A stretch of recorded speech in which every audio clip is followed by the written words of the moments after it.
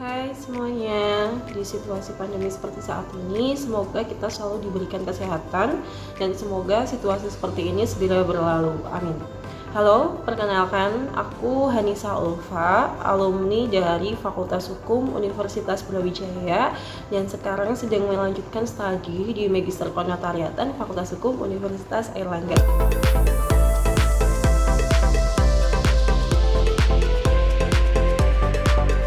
Dan seperti apa sih hukum? Langsung aja ya. Jadi hukum kalau di UB itu hanya ada di Fakultas Hukum dengan jurusan ilmu hukum. Nah, ilmu hukum sendiri nantinya kita kalau belajar tentang ilmu hukum, kita belajar mulai dari berlakunya hukum, seperti apa sih hukum, awal mula terbentuknya hukum itu seperti apa, dan berlakunya hukum di Indonesia itu seperti apa, dan jenis-jenis dari hukum tuh apa aja sih. Nah, banyak banget kan, namanya juga ilmu hukum. Jadi kalau mungkin di fakultas lain, kalau di fakultas hukum di universitas lain mungkin ya langsung ada jurusan. Jadi Eva jurusannya HTN, Eva jurusannya apa. Aku pernah denger sih kayak gitu. Nah, kalau bedanya kalau di FHUB kita hanya ada satu jurusan ilmu hukum namanya ya, yang nantinya mungkin kalau di FH itu namanya konsentrasi atau penjurusan atau mungkin bisa disebut dengan peminatan. Dan kita bisa ambil ini di semester 6 atau kita sudah memenuhi syarat dari akademik sebanyak 124 SKS. Nah, dan kita baru bisa mengambil mata kuliah konsentrasi atau mata kuliah penjurusan itu. Nah, ini kan karena sifatnya kan lebih khusus ya daripada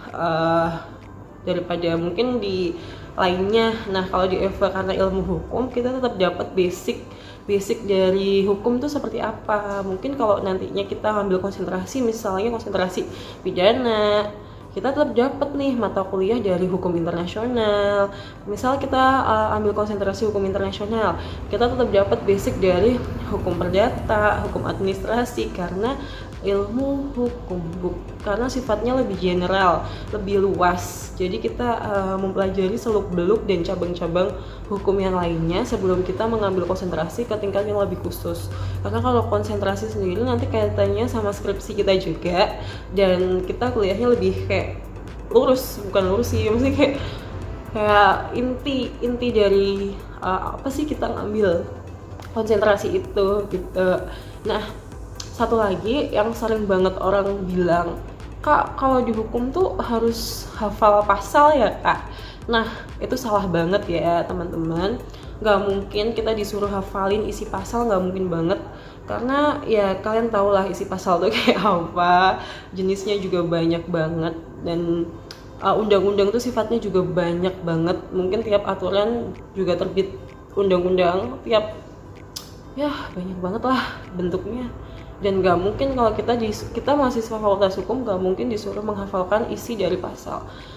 Mungkin lebih diperjelas lagi, bukan isi dari pasal ya teman-teman, jadi lebih ke keyword atau kata kunci. Jadi misalnya nih kasus pidana, kasus tentang pembunuhan, pasal 338, barang siapa dengan sengaja menghilangkan nyawa orang lain maka dikenakan tuntutan pidana minimal 15 tahun atau denda segala macem, dan denda ya. Jadi kayak mungkin isinya nggak sama persis ya dengan apa yang aku bilang, tapi keywordnya menghilangkan nyawa, keywordnya itu sih sebenarnya. Biasanya tuh kayak sering banget nanyain, Kak nanti prospek kerjanya seperti apa ya kalau di hukum. Nah, di hukum tuh prospek kerjanya tuh banyak banget, jangan salah ya. Dari pemerintah aja pasti kejaksaan tuh pasti kualifikasinya harus ilmu hukum.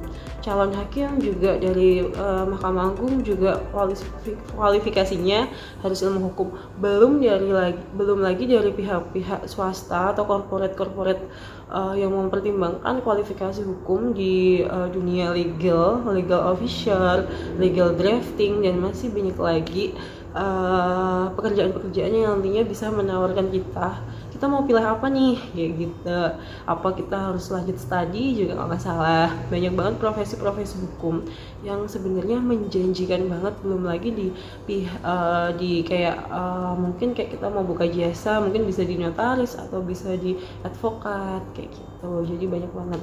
Nah kalau aku sendiri kenapa aku ngambil ilmu hukum, pilihan aku dalam berkuliah dalam berstudi, pertama tuh aku kasih analogi gini ya.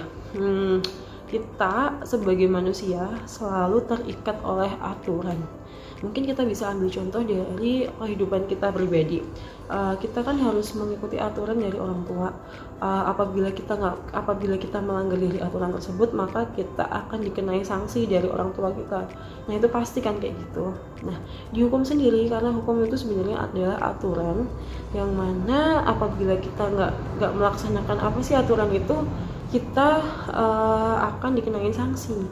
Dan sebenarnya juga dia tuh karena sifatnya memaksa kita setiap manusia untuk menaati suatu aturan kayak gitu.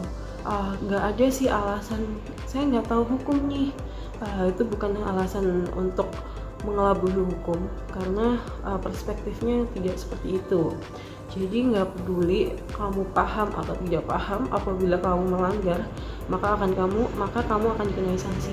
Nah coba kita persempit lagi, mungkin kalau di keluarga kita, kalau kita melanggar aturan apa yang udah diaturkan, pasti kita tahu nih, kalau gini melanggar, kalau gini enggak.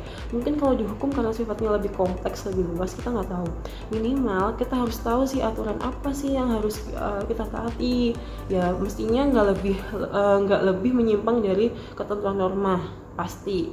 Tapi paling enggak kita harus menggali lagi sih seperti apa sih keberlakuannya, biar kita tuh karena tidak ada alasan kita tidak tahu hukum. Seperti apa sih kita mencari tahunya? Mungkin kayaknya di fakultas hukum aja ya, tapi alangkah lebih enak, lebih luas, karena kita belajar itu karena kayak supaya kita tahu kayak gitu. Jadi kayak kenapa sih aku ngambil hukum? Pertama alasannya karena kita setiap manusia memang terikat oleh suatu aturan yang mana mau kita tahu atau tidak tahu, kita pasti terikat. Alangkah lebih baiknya kan kita tahu ya, biar kita nggak melanggar seperti apa sih gitu.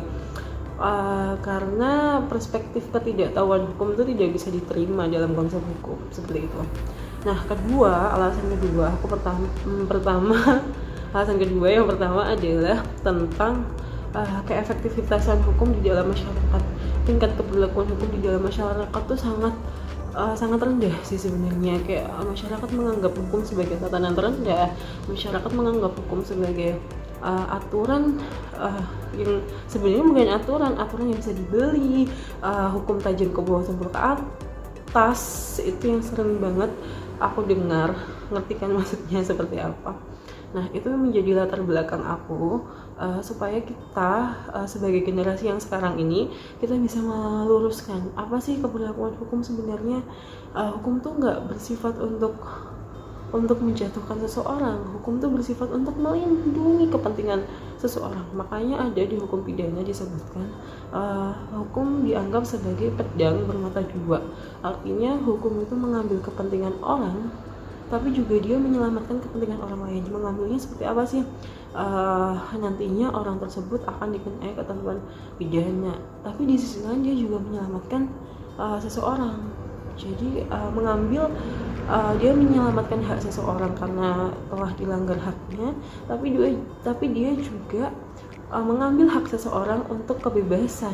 Jadi kenapa konsepnya seperti itu? Karena aturannya pun refleksinya pun hukum dianggap seperti itu, kayak gitu. Ngerti nggak sih maksud aku seperti itu? Nah berpacu pada paham seperti itu, pada paham yang udah aku sebutkan, kayak nggak adil kalau seseorang tuh nggak tahu tentang hukum. Padahal konsepnya hukum nggak, terserah mau orang paham atau enggak, apabila dia melanggar ya dia dikenai sanksi. Padahal sebenarnya nggak seperti itu. Makanya kita sebagai generasi muda, kita harus meluruskan apa hal yang tidak lurus. tetap semangat. Sekian informasi dari aku, semoga bisa memotivasi kalian, apalagi ya bagi kalian yang berminat banget ingin berkuliah di bidang hukum. Semoga informasi ini membantu kalian ya teman-teman.